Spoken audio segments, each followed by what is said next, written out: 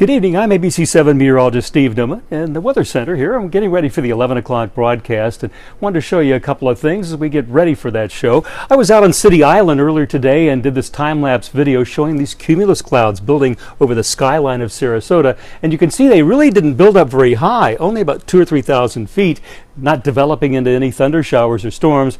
We had a few mainly east of I-75 and in the interior parts of Florida, but it's pretty much been a dry day today across the Sunshine State, at least along the Sun Coast. Well, tonight those storms have moved inland and dissipated. There's hardly anything left. Look, completely dry all up and down Sarasota, Manatee, Charlotte County, and even the storms that were rumbling across the heart of the Everglades and over in Miami-Dade, they're gone. We had some just south of Orlando that have also dissipated. So it's going to be dry with the chance of some thunder showers possibly forming just offshore in the Gulf, but they'll stay out there.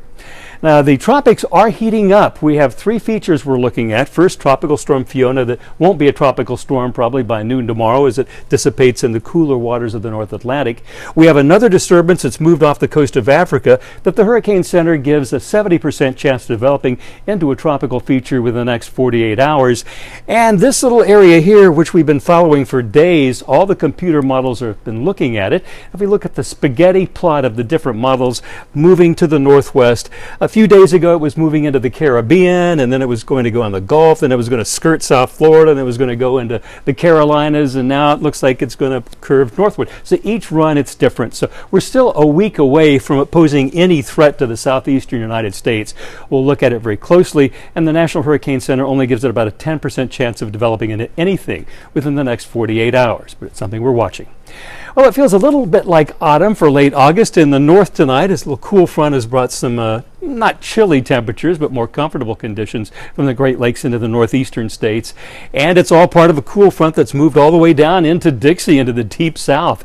You don't normally get them this time of year, but this little dip in the jet stream gave it that little nudge to go so far south.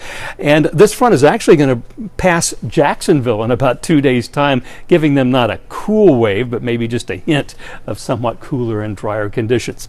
Now, we're being controlled right now by high pressure out in the Gulf of Mexico, and that's directing northwesterly winds over us. That blocks the east coast sea breeze. So those thunderstorms we had for 2 weeks, they've been shut off, but they're going to slowly come back in the next couple of days. I'll be telling you all about it on ABC7 News at 11. I'm getting ready for that show right now, so make sure you tune in, and I'll give you a complete forecast then. Have a great night.